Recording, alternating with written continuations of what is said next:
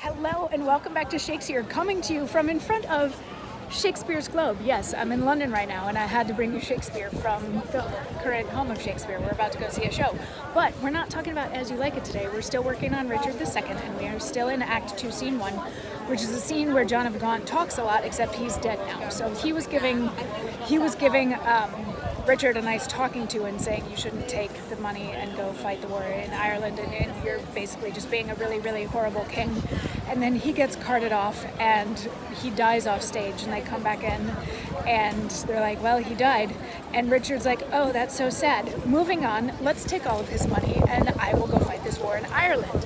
And the Duke of York doesn't really dig that, so today we're hearing mostly from the Duke of York with a little bit from King Richard. We're hearing mostly from the Duke of York. So after the king just sort of brushes off Gaunt's death, he's got some things to say. And he says, how long shall I be patient? Oh, how long shall tender duty make me suffer wrong? Not Gloucester's death, nor Hereford's banishment, nor Gaunt's rebukes, nor England's private wrongs, nor the prevention of poor Bolingbroke about his marriage, nor mine own disgrace have ever made me sour my patient cheek, or bend one wrinkle on my sovereign's face.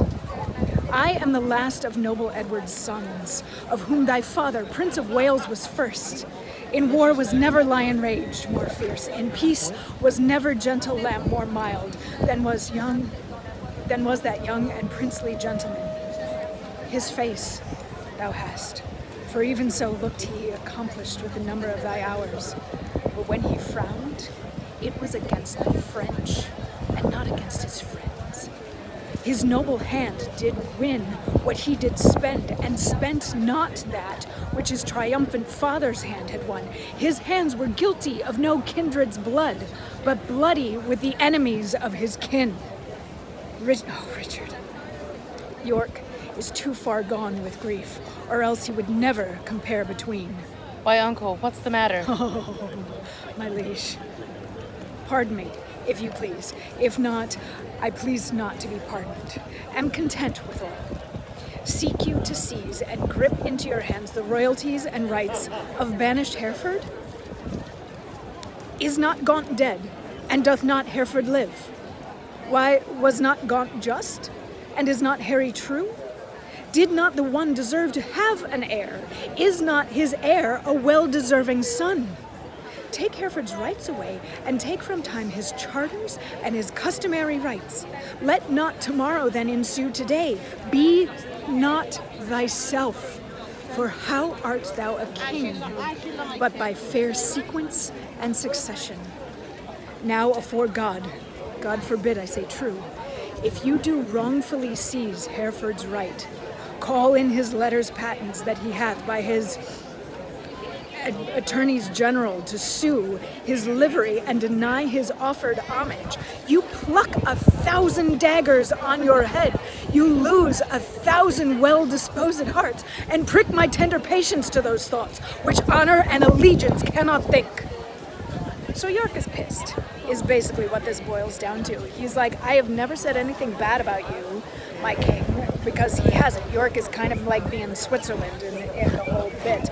But he's like, I've never said anything bad, I've never said anything untrue, I've always been loyal, but what you're doing now, taking Gaunt's money, is wrong because it should go to Bolingbroke. That's, remember, Henry Bolingbroke is Henry of Hereford. He's like, it should go to him because Gaunt was a true and loyal person and his son is a true and rightful heir. And the only reason you, Richard, are king is because the rights of succession were followed. And if you take that away, then basically you're saying that you don't deserve to be king in a weird way. And you're doing absolutely, positively the wrong thing by taking Gaunt's money to go fight this war in Ireland. And do we think Richard listens? No. Richard has other things in mind. He's like, thanks for your opinion, you're wrong, and he leaves. York leaves first, after Richard's like, thanks for your opinion, but we're gone. York leaves, and then Richard's like, well, maybe we'll just make York like we'll give him some title in London, and that will appease him. And then he leaves, and there's more conversation that still happens in Act 2, Scene 1, but we'll get more into that tomorrow when we come back. We won't be in front of the Globe tomorrow, but I mean, look at it in all of its glory. And thank you to Samantha for being Richard. I'll see you tomorrow for more Shakesyear.